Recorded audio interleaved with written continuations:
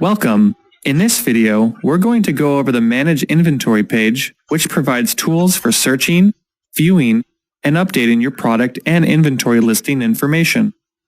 Let's get started by accessing these tools from Seller Central.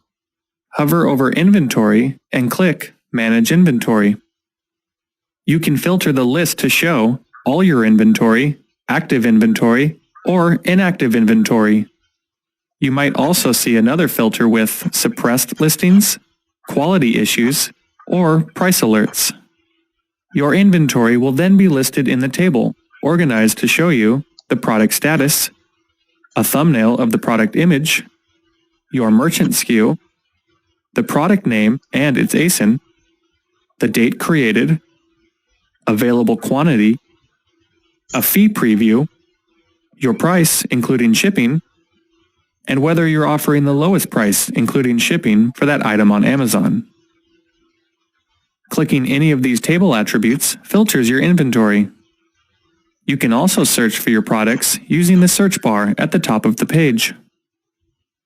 To customize the table to only show the columns you prefer, select the Preferences option, where additional columns can be selected from the list, as well as other display options. When you're finished, click Save Changes. You can also quickly make changes to available quantity or price by entering the new information in the text fields and clicking Save. If you click Edit drop-down, you will also see additional actions you can take, like managing images, matching to the lowest price displayed, or deleting the product and listing. In most cases, changes you make to product information appear on Amazon within 5 minutes. However, certain updates can take up to 6 hours, and images may take up to 24 hours.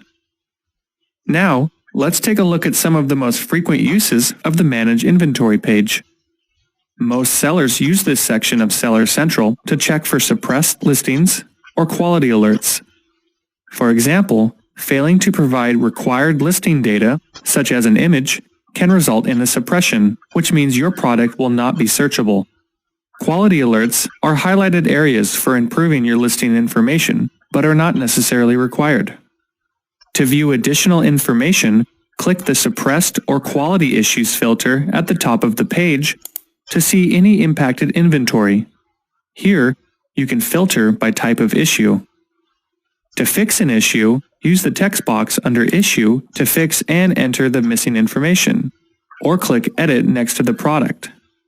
The reason for the product suppression or quality alert will be highlighted on the product summary page. Click Save All to save all the changes. Sellers also use the Manage Inventory page to access the Matching to Lowest Price tool. This is the item's current lowest total price on Amazon, including shipping. The lowest price is dynamic, so you may need to rematch later.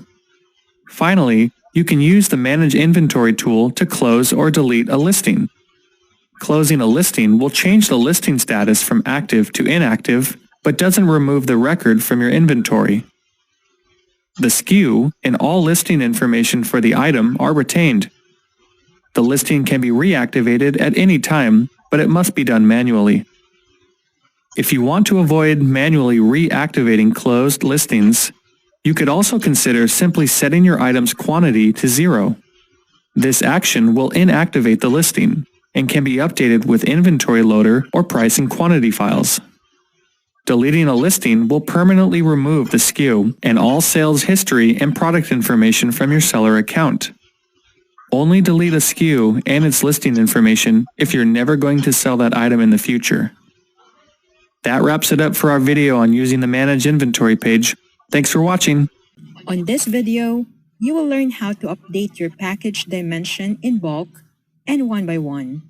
To do this, please go to Inventory, then Add Products via Upload.